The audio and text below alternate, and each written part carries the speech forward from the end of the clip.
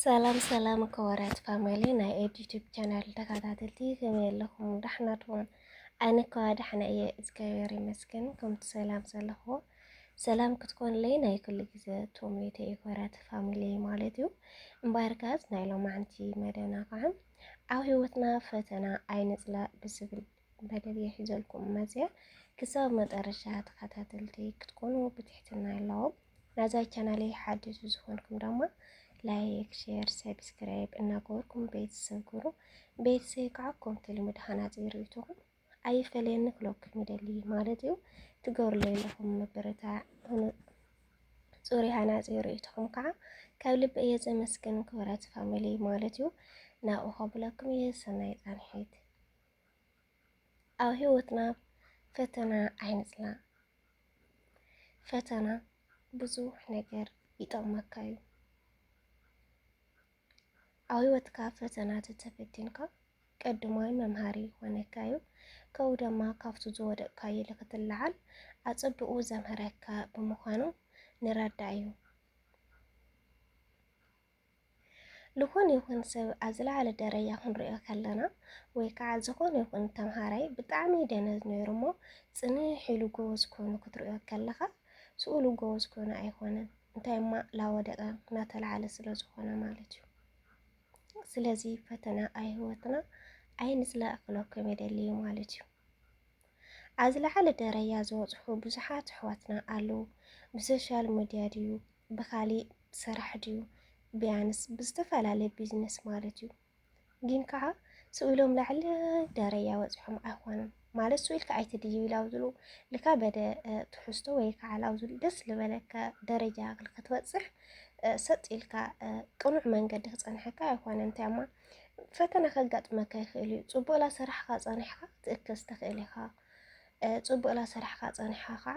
ክበላሸየካ ይኽእል እዩ ስለዚ ተዋላሽኒ ኢልካ ተስፋ ክትቆርፅ ዘይብልካ ተዋላሽኒ ኢልካ ኣፀቢቕካ ንክትሰርሕ እቲ ዝተበላሸየ ንክትዕሪ እዩ ዘምሃረካ ማለት እዩ ሓደ ሰባት ዘለና ከዓ ኣብ ህይወትና ብዙሕ ነገር የጋጥመና እሞ በቃ ከምዚ ዓይነት ስለ ዘጋጠመኒ ኸስ ማለት በቃ ተስፋ ትቆርፅ ፅባሕ ንግሆ ፅቡቅ ስራሕ ካብ ናይ ትሕዝ ትገብሮ ኣተሓሳስባኻ ብዙሕ ነገር ልድሕሪ ትሓስብ ልድሕሪ ትምልስ ኣሎ ግን ኣብ ህይወትካ ፈተና እንተሉ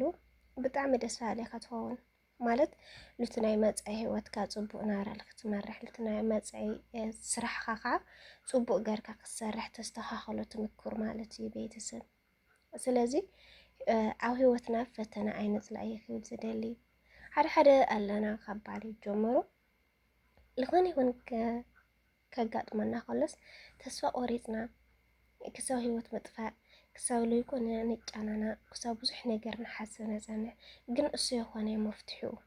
ዓለም መፈተነት እምበር መንበረት ኣይኮነትን ስለዚ ፈተና ኣብ ህይወትና ኣይንፅላእ ባዕልትና ጎበዛት ንኽንከውን ጠንካራታት ንኽንከውን ኣብ ዝለዓለ ደረጃ ንክንበፅሕ ብቻ እዩ ዘምሃረካን ዘስተኻኽለካን ኣብ ህይወትካ ፈተና ክፅላእ ኣይወለን ማለት እዩ ካብኡ ድማ ማለት ሰውነትካ ዓርሲ ተኣማንነት ክህልየካ ኣለዎ ማለት ኣብ ዝኾነ ይኹን ስራሕ ብዙሕ ነገር ከጋጥመካ ክኸውን ይኽእል እዩ ግን ከዓ ኣብ ዘጋጥመኒ ስራሕ ከምዚ ዓይነት ኣጋጢሙኒ ከቋርፆ ኣለኒ እንተይኮነስ ኣነ እዛ ስራሕ ሞኪረያ ኣለኹ ግን ክሳብ መጨረሻ ክሰርሓ ኣለኒ ናወደቅኩ ድየ ናተለዓልኩ ድየን ዝብል ዕላማ ትሒዝካ ኣተሓሳስባኻ خلاص ብዙሕ ነገር ወላ የጋጥመካ ማለት ትወድእ ትኽእል ካብኡ ድማ ኣፀቢቕካ ዝተኻልካ ሰሪሕካ ላብ ዝለዓለ ደረጃ ክትበፅሕ ትኽእል ኢኻ ማለት እዩ ቤተሰብ እና ብዝኾነ ይኹን ነገር ተስፋ ክንቆርፅ የብልናን ሰውነትና ጠንካራታት ንገብሮ ኣብ ዝኾነ ይኹን ነገር ከዓ በቃ ፈተና ንፅቡቅ ምዃን ኢና ንወስድ ንኽእል ስለዚ ኣብ ህይወትና ፈተና ኣይንፅላእ ክብለኩም ይደሊ ማለት እዩ ፋሚሊ ኣብ ህይወትና ሰብ ተስፋ ክንከውን ኣለና ኣብ ህይወትና ድማ ጠንካራታት ጎበዛት ማለት በቃ ስነ ኣእምሮኻሲ ፅቡቅ ሕልና ክትሕስቦ ኣለካ ማለት እዩ ፈተና ዘሎ እዩ ግን ከዓ ኣብ ዝለሓሰብክዎ ነገር እናወደቕኩ እናተላልኩ ክበፅሐለኒ ኢልካ ሰውነትካ ስነምርካ እንድሕር ሕሲብካዮ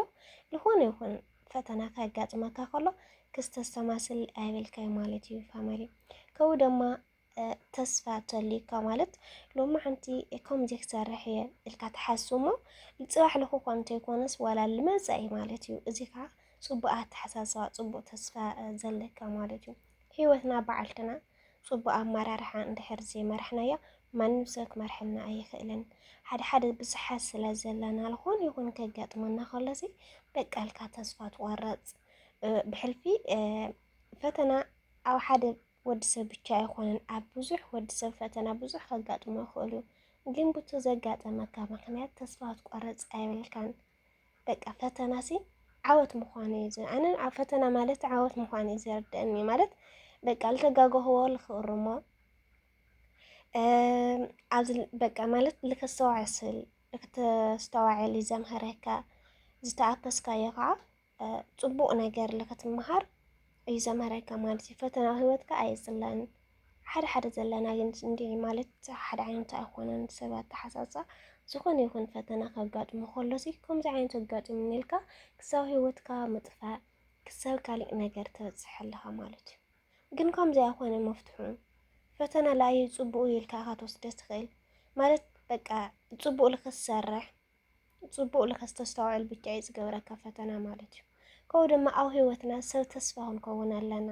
ሰብ ተስፋ ተኮይንና ከዓ ዝኾነ ይኹን ከጋጥመና ከሎ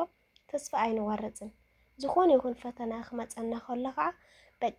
ዓወት መሲሉ እዩ ዝስምዐና ማለት እዩ። እቲ ዋንኡ ግን ሰውነትና ሰብ ሕልና ሰብ ኣተሓሳስባ ሰብ ትዕግስቲ ቢያንስ ብዙሕ ነገር ክንገብር ኣለና ማለት እዩ። እዚ ካብ ርእስና ካብ ኣተሓሳስባና ይኸውን ዘለዎ ማለት እዩ።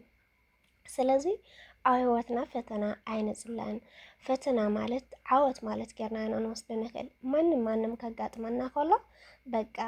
ልክነስተማስል ልክነስተዋዕል ልክነምህረና ስለ ዝኾነ ፈተና ኣጋጢሙኒ እየ ኢልካ ብሕልፊ ኣብ ስደት ዘለና ኩልና ማለት እዩ ዝኾነ ይኹን ከጋጥመካ ከሎ ጠንካራ ምዃን ማለት እዩ ዘድሊ። ስለዚ ሰብ ተስፋ ተኮይንና ከዓ ኣብ ዝለዓለ ደረጃ ንክንበፅሕ ብዙሕ ተስፋ ስለ ዘለና ማለት እዩ። ቤተሰብ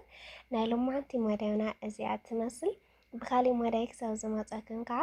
ናዛ ቻናለይ ሓድሽ ዝኾንኩም ላይክ ሼር ሰብስክራይብ እናገበርኩም ቤተሰብ ኮኑ። ቤተሰብ ከዓ ከምቲ ልሙድ ሃናፂሬትኩም ኣይፈለየን ንክለኩም ይደሊ። ከምኡ ድማ ዝተጋገበ ነገር ኣብ ኮመንቲ ኣርሙኒ። ናይ ሎማዓንቲ መደብና እዚኣ ትመስል። ብካሊእ መዳይ ክሳብ ዝመፀኩም ባይ